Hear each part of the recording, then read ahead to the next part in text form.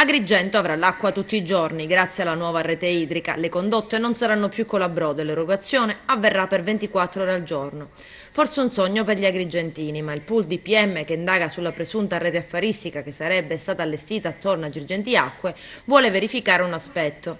Ma com'è possibile che 10 anni fa i sindaci del lato assegnarono un'opera da 31 milioni e mezzo di euro, la più grossa della storia di Agrigento, direttamente a Girgenti Acque senza neppure una gara d'appalto?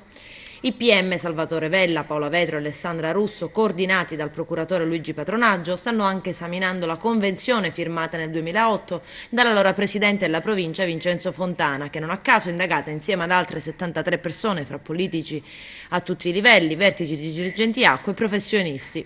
Tutti avrebbero fatto parte, sostiene l'accusa, della rete di complicità che consentirebbe a Girgenti Acque di gestire il servizio a riparo da penali, contestazioni e problemi di altra natura.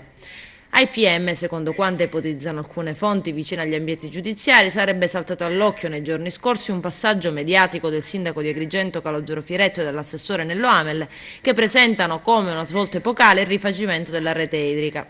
Si tratta della conclusione di un lungo iter iniziato 10 anni fa con la stipula di una convenzione che di fatto ha messo Girgenti Acque nelle condizioni di aver assegnato un lavoro di 31 milioni di euro senza alcuna evidenza pubblica.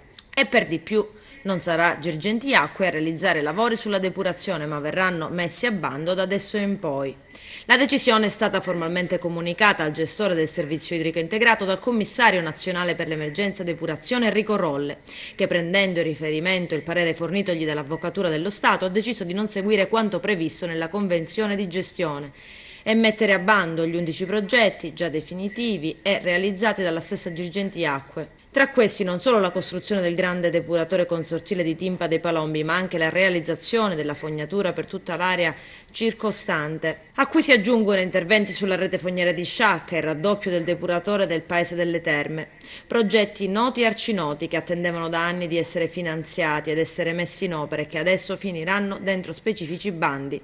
Anzi, c'è già una data per la prima gara, entro l'estate infatti potrebbe arrivare quella per il depuratore consortile.